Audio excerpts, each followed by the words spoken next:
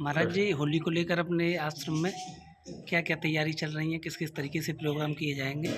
कृष्णाय वासुदेवाय हरे परमात्मने प्रणतक्लेशनाशाय गोविंदाय नमो नमः।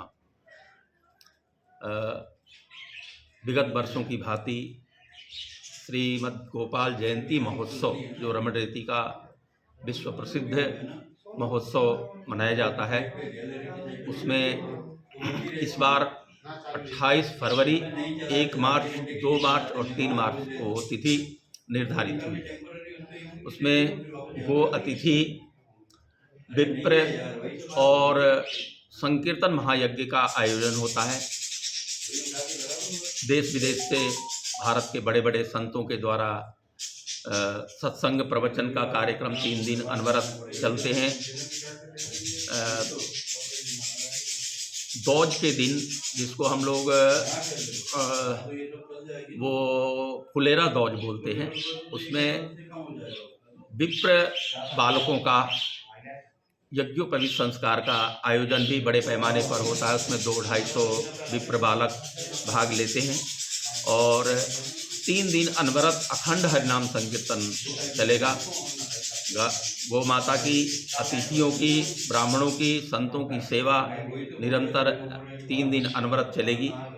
उसमें योग ऋषि के द्वारा, बाबा रामदेव जी के द्वारा योग शिविर का आयोजन भी होता है और देश के सभी बड़े महापुरुष जैसे रमेश भाई ओझा जी, पूज्य गीता मनीषी ज्ञानानंद जी, मलूक पीठाधीश्वर, रेवासा पीठाधीश्वर, स्वामी अग्रपीठाधीश्वर स्वामी राजेंद्र दास जी महाराज जी भी पधारेंगे।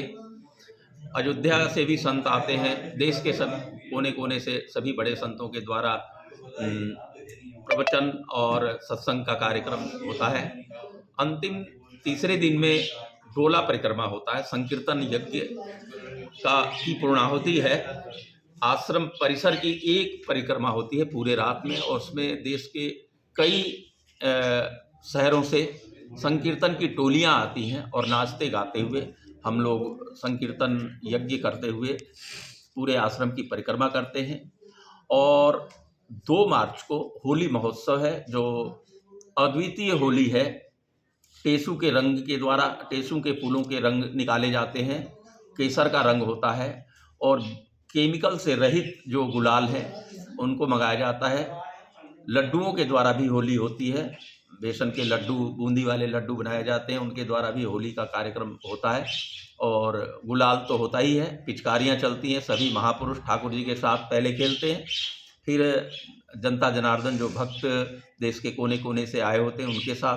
तो ये ब्रज की पहली होली रमणरेती से शुरुआत होती है और होली देखने लायक होती है।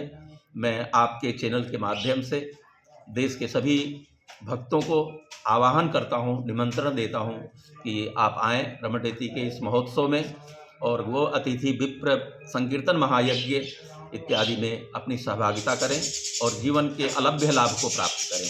महाराज जी, कोई विशेष आयोजन भी किया जाएगा अलग से या? ये सब विशेष आयोजन ही हैं, कोई सामान्य आयोजन नहीं है, सारे विशेष आयोजन हैं।